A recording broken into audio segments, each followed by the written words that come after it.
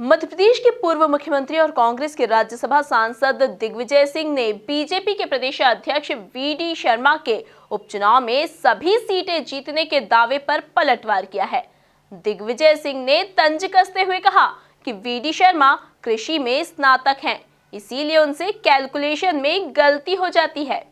देखिए एक खास रिपोर्ट। पूर्व मुख्यमंत्री और राज्यसभा सांसद दिग्विजय सिंह ने मध्य प्रदेश में हुए 28 सीटों के उपचुनाव को लेकर मीडिया से चर्चा करते हुए कहा कि कमलनाथ ने 28 सीटों की समीक्षा की है और इसमें ये बात सामने आ रही है कि कोई ऐसी सीट नहीं जहां कांग्रेस पीछे हो। पूर्व मुख्यमंत्री ने बीजेपी के प्रदेश अध्यक्ष वी.डी. शर्मा के उपचुनाव में सभी सीटें जीतने के दावे पर तंज कसते हुए कहा कि शर्मा कृषि में स्नातक हैं, इसीलिए उनसे कैलकुलेशन में गलती हो जाती है। वो भूल जाते हैं वे कृषि के स्नातक हैं, शायद कैलकुलेशन में कहीं गलती हो जाती है। अभी 229 है, 229 के लिए बहुमत होता है 115, 87 और 28 कितने होते हैं? 115। तो शायद वो गणित में कमजोर है। पूर्व मुख्यमंत्री ने मतदान के दौरान मुरैना के सुमावली में हुई हिंसक घटनाओं का जिक्र करते हुए चुनाव आयोग द्वारा घटना को संज्ञान में न लेने पर दुख व्यक्त किया। कांग्रेस नेता ने कहा कि मुझे इस बात का भी दुख है कि केंद्रीय चुनाव आयोग के जो पर्यवेक्षक आए थे वो सभी नियंत्रण नहीं रख पाए। मेरी मांग है कि केंद्रीय चुनाव आयोग को इन सारी घटनाओं के लिए लोगों की जिम्मेदारी तय करना चाहिए। सुमावली में दिन भर गोली चलती रही,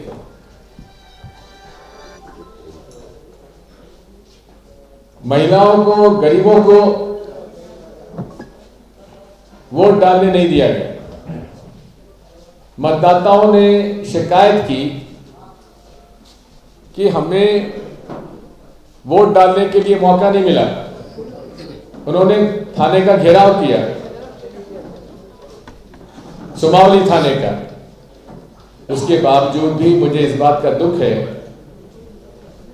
कि माननीय चुनाव आयोग ने शिकायत करने के बावजूद भी उसका संज्ञान में नहीं लिया।